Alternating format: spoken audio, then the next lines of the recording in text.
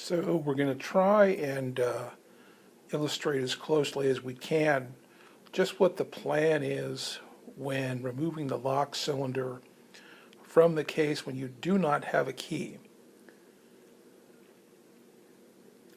The spring is already in this lock cylinder. Just so you know, there's already a spring in there. This is the locking wafer that sticks up high, higher than the other wafers. So this locks the lock cylinder in place. And as you see, it's a three-sided rectangle or U-shaped. And that's where the problem comes in the newer ones. The older system cases, it was a true rectangle, and you could remove the lock cylinder by just using a paper clip, which is a whole nother video. But we'll put this in.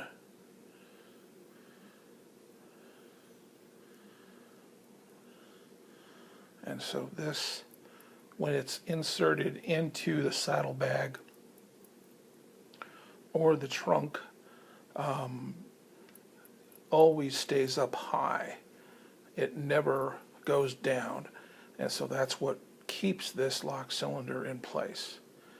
So with the tool, which is made from a scrap of hacksaw blade, you see it's got a little pointer there, and it needs to be made out of steel that is both flexible and strong. And when you insert this into the lock cylinder, it's 23.5 millimeters. It goes in.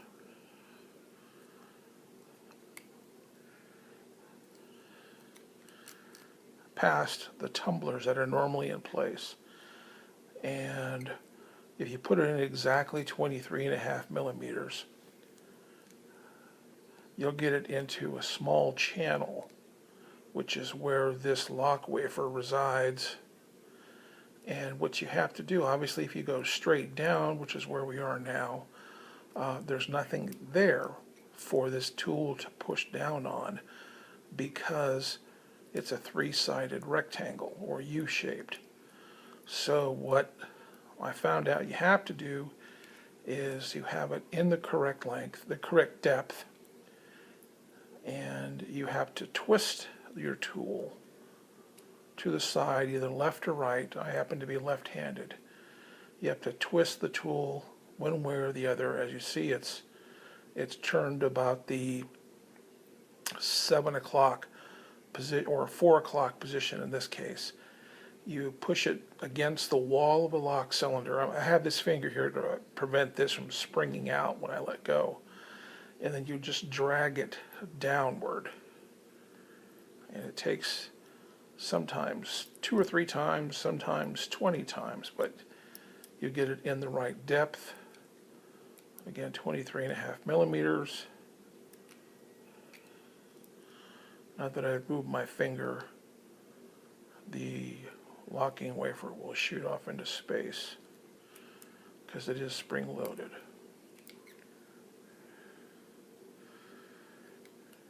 You can do it by feel if you've done enough of them, which I have. So you twist the tool, you drag it against the lock wafer, and you're going to pull it downward.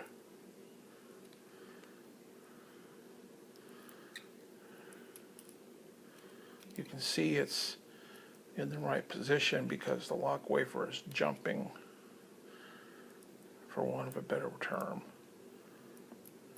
And again, I'm left-handed. So it's a friction thing. You put it in the correct amount, you twist it,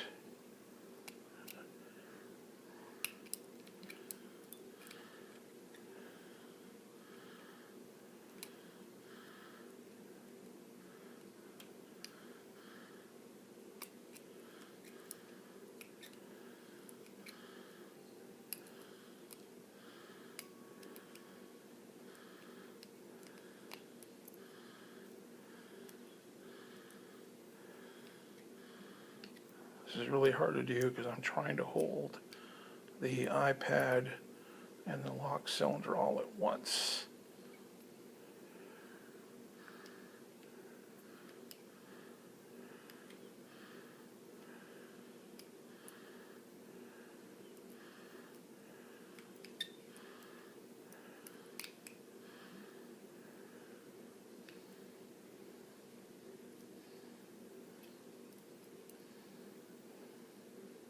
Okay.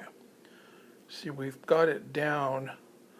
So now the lock cylinder will be pulled out of the top case or the saddlebag, and it's being held down by nothing but friction of the tool being put in the correct depth, which is 23.5 millimeters, turned in this case to about the 4 o'clock position, in that tooth of the tool being used friction wise to pull down the lock wafer. I'm going to let go of it now, and then it springs up again. So sometimes it'll take you 15 seconds, sometimes it'll take you 20 minutes, but I've done countless numbers of these in the bike, and it works. It will work every time if you have the correct tool. And it can save a lot of trouble doing it this way. And again, an old hacksaw blade is what I use.